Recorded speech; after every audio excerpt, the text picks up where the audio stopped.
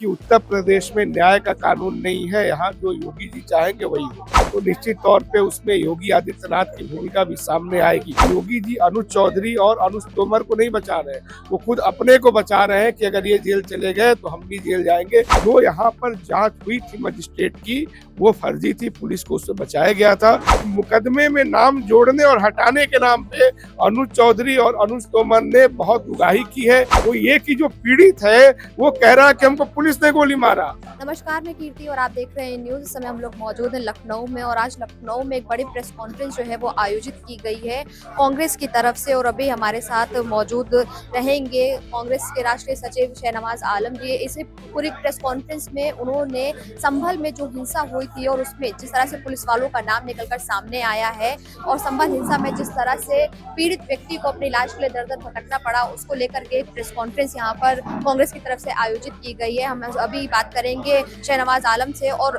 इस पूरे प्रकरण पे कांग्रेस क्या स्टैंड ले रही है वो आप तक पहुंचाएंगे। मौजूद है कांग्रेस के राष्ट्रीय सचिव शहनवाज आलम जी। सर, जिस तरह से संभल हिंसा हुई और उस पर जिस तरह से कोर्ट का फैसला आया, क्या लगता है क्या कुछ कार्रवाई होगी? क्योंकि एसपी ने तो मना कर दिया है कि हम केस लिखेंगे ही नहीं। देखिए, एसपी अगर ये कह रहे हैं कि हम केस लिखेंगे ही नहीं, तो वो सीधे सीधे न्यायपालिका को चुनौती दे रहे हैं कि उत्तर प्रदेश में न्याय का कानून नहीं है, यहाँ जो योगी जी चाहेंगे वही होगा।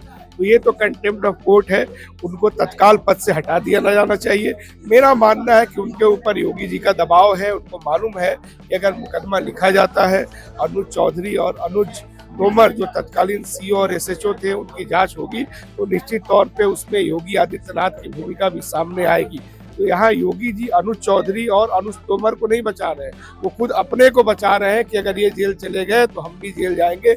लेकिन इस बचाने की प्रक्रिया में न्यायपालिका को जो चुनौती दी जा रही है ये बहुत घातक है।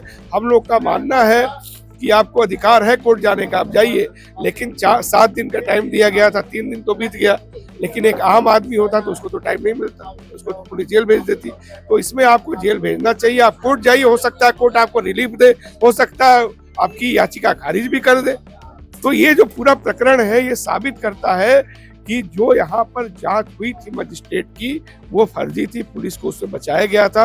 और इससे ये भी तय होता है, ये जो जजमेंट है इसमें आप देखिए, इसमें 9 फैसलों को उद्धृत करके लिखा गया है, जिसमें हाई कोर्ट से लेके सुप्रीम कोर्ट तक के फैसले हैं कि जो पुलिस अधिकारी है उनको किसी की हत्या करने का प्रयास करने का अपने दायरे से बाहर अधिकार नहीं है। जो 197 का एक्सेम्प्ट मिला हुआ, इम्प्यूनिटी मिली है, इस फैसले में कहा गया है कि अनुज चौधरी को नहीं मिल सकता।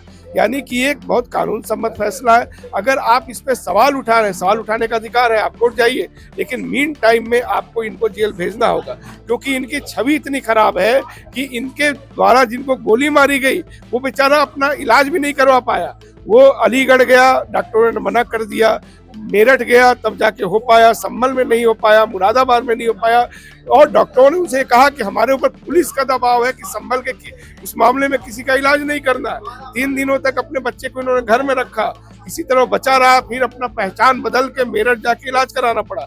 तो ये भी दिखाता है कि एविडेंस मिटाने के लिए, पीड़ितों को किसी भी तरह मरने पे मजबूर करने के लिए अनुज चौधरी किस तरह वहाँ काम कर रहे थे। और सबसे अहम बात कि मुकदमे में नाम जोड़ने और हटाने के नाम पे अनुज चौधरी और अनुज तोमर ने बहुत उगाही की है। इसका भी वहाँ पे काफी चर्चा है, इसकी भी जांच होनी चाहिए। तो हम लोग की ये मांग है, सबसे पहले तो इनको जेल भेजा जाए। दूसरा, मजिस्ट्रेट अब जो जांच हुई थी वो फर्जी साबित हो जाती है, अब इसकी फिर से न्यायिक जांच होनी चाहिए हाई कोर्ट के सिटिंग जज की निगरानी में। और तीसरा, ये जो जज जिन्होंने फैसला दिया है उनके भी जान को खतरा है, इसलिए उनको भी सुरक्षा मुहैया कराई जाए। ये 3 हम लोग की मांगे हैं। जांच फर्जी है, लेकिन पुलिस का कहना है कि जो गोलियां मिली है, जो सबूत सामने आ रहे हैं, वो तो कहीं से भी हमारे खिलाफ नहीं है। फिर भी इस तरह की बिल्कुल हम भी मानते हैं, पुलिस के इस बात से हम सहमत हैं, ठीक है, कि जो गोली मिली है वो 32 mm की है और पुलिस 9 mm की गोली इस्तेमाल करती है। लेकिन ये एक ट्रेंड है। बिजनौर में जब ये घटना हुई थी, संजीव त्यागी जो वहाँ एसएसपी थे और इस समय बस्ती में डीआईजी, वो खुद एक जांच में फंसे हुए हैं। उन्होंने कारवां मैगजीन को इंटरव्यू देते हुए भी इस बात को कहा था कि जो बिजनौर में हिंसा हुई थी, उस हिंसा में पुलिस ने कुछ और लोगों को भी अपने साथ रखा था। ये और लोग आरएसएस बीजेपी से जुड़े हुए लोग थे, जो मेरा मानना है कि ये पुलिस की वर्दी में थे और इन्होंने अपनी निजी हथियारों से इनकी हत्या की, और ऐसा इसलिए किया गया ताकि जब कभी कोई जांच हो तो पुलिस ये कह के बच जाए कि ये गोली हमारी नहीं थी। ठीक है, अब सबसे जो मजेदार सवाल है, इम्पोर्टेंट सवाल है, वो ये कि जो पीड़ित है वो कह रहा है कि हमको पुलिस ने गोली मारा, और पुलिस कह रही है कि नहीं, कोई एक शाकिर साटा नाम का गिरोह है उसने मारा। तो जो पीड़ित है उसकी बात मानी जाएगी कि जो पीड़ित नहीं है उसकी बात मानी जाएगी? तो इस पूरे मामले में ये पोल खुल चुकी है कि जो मजिस्ट्रेट जांच हुई थी फर्जी थी, और इस पूरे मामले में सीधे सीधे योगी आदित्यनाथ इसमें फंस रहे हैं, इसलिए सीईओ और एसएचओ को बचाने की कोशिश हो रही है। पीड़ित आलम के साथ आपका क्या स्टैंड रहेगा? कांग्रेस किस तरह से खड़ी है? देखिए, हम लोग हमेशा न्याय के साथ खड़े हैं। अगर उनके साथ अन्याय हुआ है, उनको जो भी लड़ाई में हमारी जरूरत होगी, हम लोग हैं उनके साथ, उनके परिवार के टच में है। जितने संभल के पीड़ित थे, आपको याद होगा कि प्रियंका जी और राहुल जी जा रहे थे, उनको रोका गया था।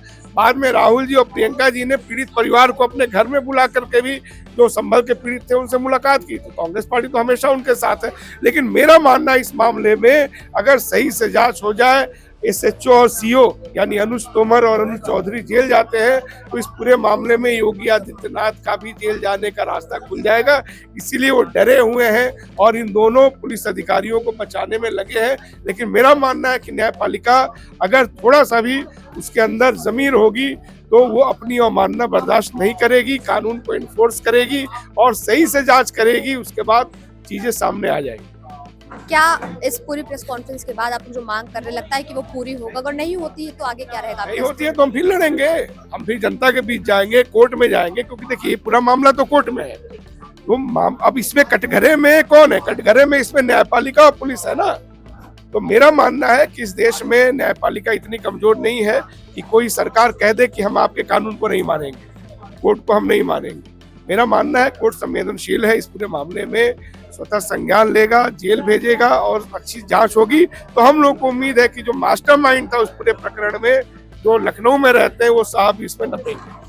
तो जैसा कि आपने देखा, अभी हमारे साथ मौजूद रहे कांग्रेस के राष्ट्रीय सचिव शहनवाज आलम, जिन्होंने साफ तौर पर जो है वो संभल के पूर्व सीईओ जो रहे हैं अनुज चौधरी, उन पर जो है निशाना साधा है और अनुज तोमर को भी अपने निशाने पर लिया है। साथ ही उन्होंने बीजेपी सरकार को भी अपने निशाने पर लिया और साफ तौर पर ये कहा है कि जिस तरह से पुलिस की भूमिका निकलकर सामने आई है, लेकिन उसके बावजूद जो भी इस समय जो संभल में एसपी है, उन्होंने केस लिखने से इनकार कर दिया। वो कहीं ना कहीं सीधे तौर पर कोर्ट को चुनौती दे रहे हैं। उनका कहना है कि आप कोर्ट जा सकते हैं, लेकिन जो आरोपी है, जब तक कोर्ट का फैसला नहीं आता है, जब तक उनको कोर्ट की तरफ से रिहा नहीं किया जाता है, तब तक उस आरोपी को सीए की सजा मिलनी चाहिए। साथ में इनका स्टैंड बहुत क्लियर है, कांग्रेस का स्टैंड बहुत क्लियर करते हुए इन्होंने ये भी कहा है कि कांग्रेस जो है वो पीड़ित के साथ खड़ी है और उसको न्याय दिलाने के लिए हर कदम पर लड़ेगी। कैमरा पर्सन रमेश वर्मा के साथ मैं कीर्ति, इन न्यूज़, लखनऊ।